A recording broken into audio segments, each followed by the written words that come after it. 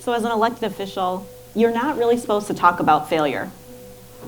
You're supposed to be perfect, have your hair done, your nails done, which I don't today, and usually smile because there's a photo op just around the corner.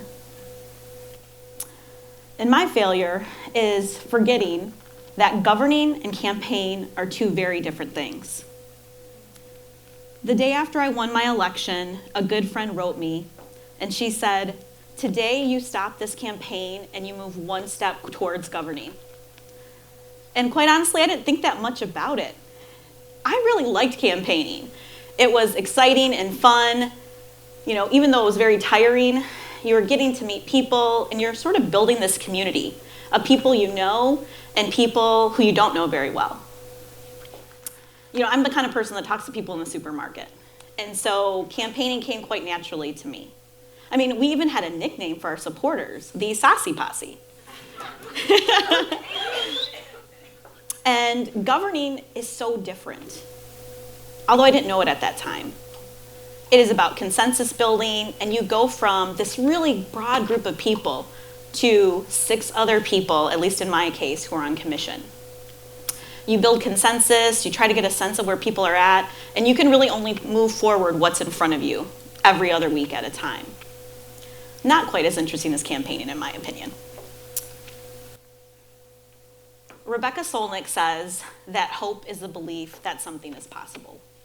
And in January of 2020, remember January of 2020? I was full of hope and possibility. I had run for office 3 other times and tried to get appointed at least once, maybe twice. I've kind of blocked it. And all those times I failed. I couldn't believe that on the biggest race of my life, and for the one that I said, if I don't win, I am not doing this again. I am done. I'm going to go to help other people, win. I won. I got to take that place as an elected official, and I was so excited. I decided to run in 2017 because I saw the commitment to racial equity that the city of Grand Rapids had. I had served on boards and commissions, and I felt really hopeful about where we were going. We had a strategic plan that embeds equity, and the Mayor's Book of the Year was A City Within a City, which examines in a critical and truthful way, the systemic racism that occurs here in Grand Rapids. All of that hope and possibility was eclipsed in March of 2020. I went from getting ready and going to those meetings and being really excited, which I'm guessing probably fades away after time, to governing virtually out of the home that my husband and I share, and really focusing on what was in the background of my house. And, I never thought that in my first year of being an elected official, I would govern more in my home than I did on that dais. That dais that I looked at every single time I went into City Hall, and I visualized myself being up there, because that was the only thing that kept me going through this election. Election is just a grueling time, even though, again, I said it was fun. And so I found myself in that space in May of 2020. And I also found that I got another year on my first 4-year term because of a ballot proposal. This was not a baseline year at all in 2020. So you're really looking at this not being a baseline, things very different, and fast forward to May of 2020. On May 30th of that month, I, along with my husband and friends, went down to the protest to protest George Floyd's murder. And it was a solemn occasion, but also it felt like a lot of community.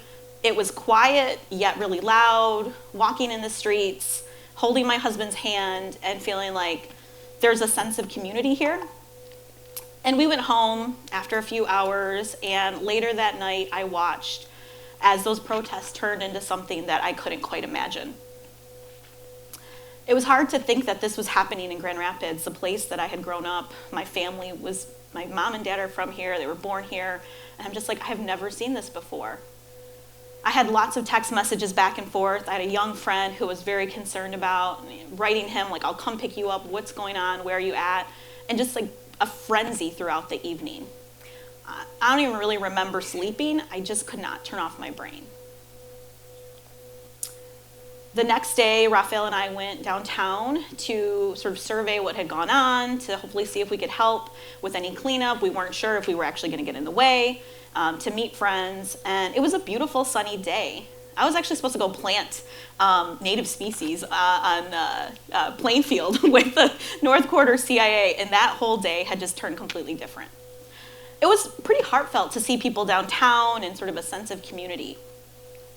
But weeks later, that heartfelt feeling changed as a business on South Division had their windows shot up a second time that year, and it certainly wasn't the only time ever. And I thought, why do we care about some parts of the city, or why does it seem that we care about some parts of the city more than we do others? There wasn't any media coverage, there wasn't a cleanup crew. It just seemed like an everyday occurrence.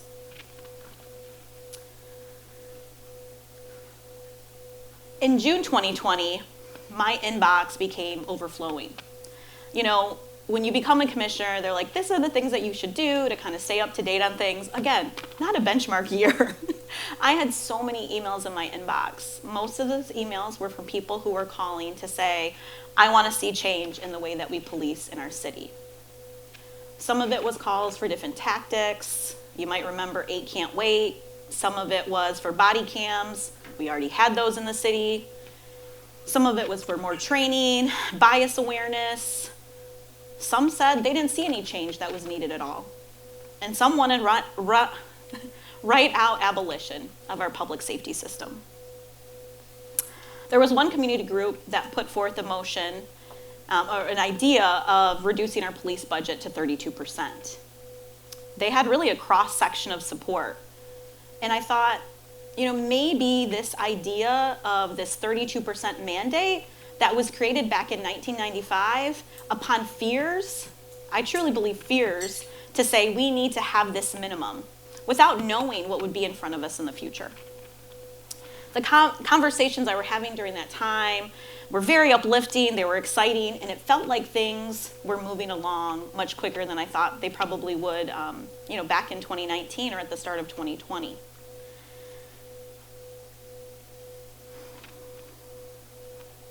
On July 7th, 2020, I decided to put forth a motion to reduce our police budget in Grand Rapids to 32%. It was a really chaotic meeting. There's probably no other way to say it. There was lots of questions, wondering. It was seconded, so it was on the floor.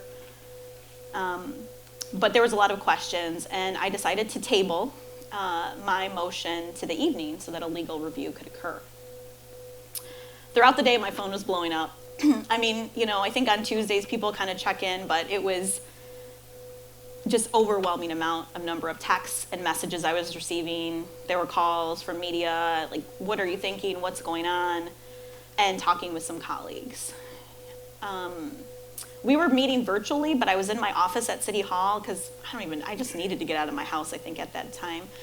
And I just kind of felt sick the whole day.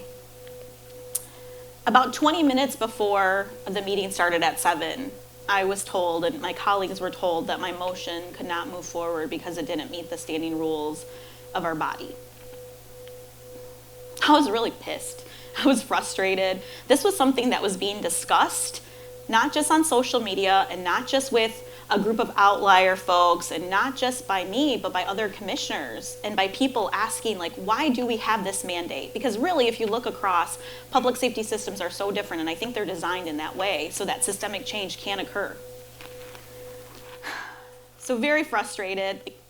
Why was this not thought about? Why do we need a legal review today? And why had this not been thought about at all before? Like, people were asking about this. One colleague in particular, I think, might have been even a little more mad than I was, that this had not been discussed prior to this night. That was a marathon meeting.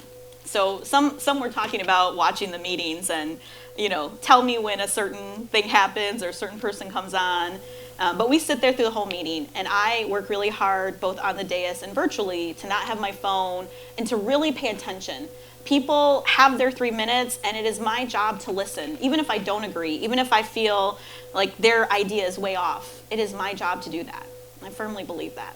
And so I listened, and I have a notebook that is somewhere in my city office where I wrote down every single name and a little bit about what they said that night. And it ranged.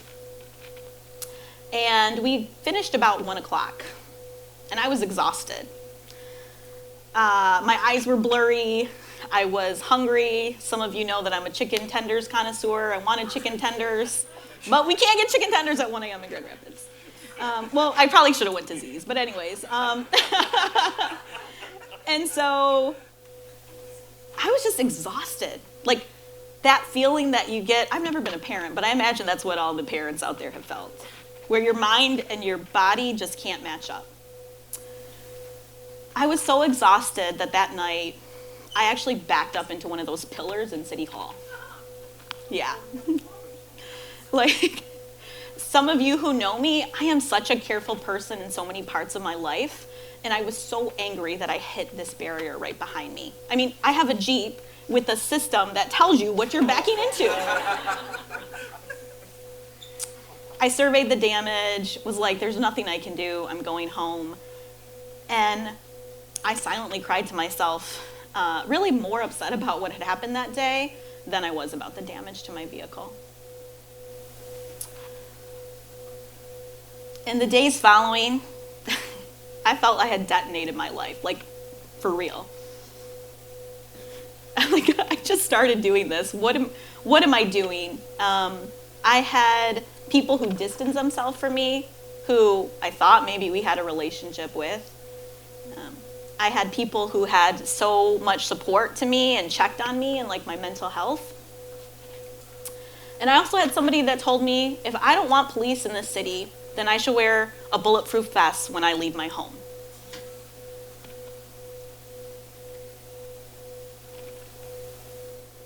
I spent a lot of time processing the events of that day with my husband and friends, constituents. I even went to somebody's beautiful home who was really pissed at me and, just had a conversation.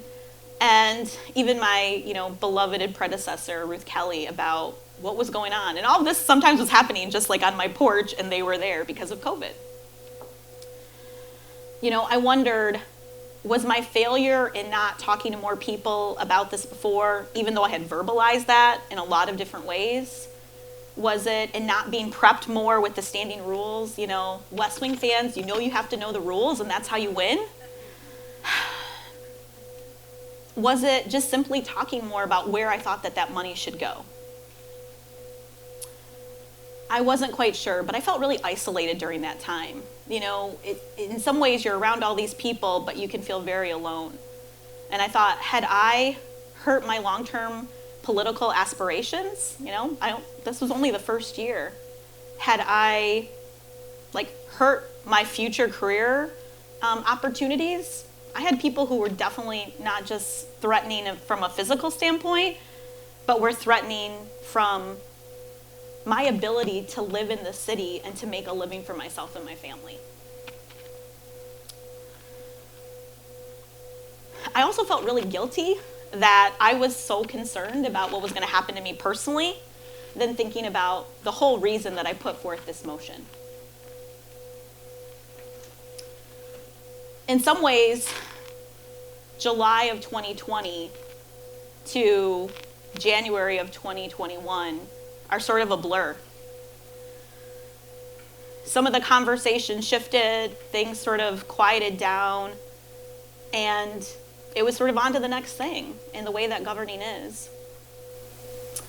And in that year since, more than a year since, we have approved a city budget unanimously, and most recently have added funding to add 5 more police officers to our public safety system. And initially, I was very against that. It was something that I ran on and something that I believed in. But I was also concerned that there was going to be public-private funding that was going to associate with this grant. And so I actually made a motion a few weeks ago to use city funding to pay for that. because I was so concerned about the privatization of our public safety system.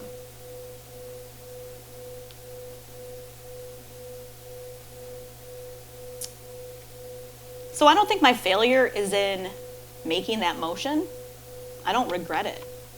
And I know there are some people, maybe even some people in this room, who think I should. There were certainly some people in my family who thought I should. But I think my failure is in forgetting that governing and campaigning are different. But I never want to go and let go of those aspirational ideas that I had when I decided to run, and that feeling that I had when I won that election. It's knowing that change can look different and social change takes time, but that it was a part of something that worked to move a conversation forward in our city that I firmly believe not just a few people wanted.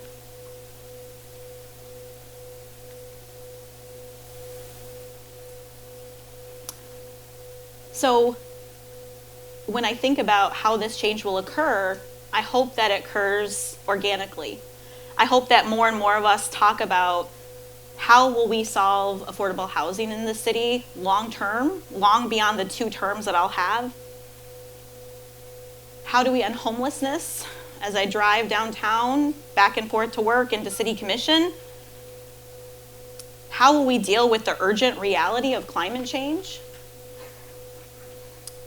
All I want to do in this time that I have as a city commissioner is make sure that other people feel as safe as I do in this city. I have never felt unsafe here. In July of 2020, something else pretty monumental happened. Not to me, but in my atmosphere. A young cousin of mine was shot in his hand here in Grand Rapids. And I remember his mom calling me to tell me, and I couldn't quite even understand what she was saying. And I thought, like, is this the call that I have sort of dreaded? And so I went to go talk to him. He didn't really want to talk, which is very common in cases like these. People don't want to tell you what they're afraid of because they're afraid of snitching. And I said to him, like, why do you carry a gun? Why do you do this? Why do you keep putting yourselves in these situations? And he just said, 'cause I don't feel safe here. Thank you.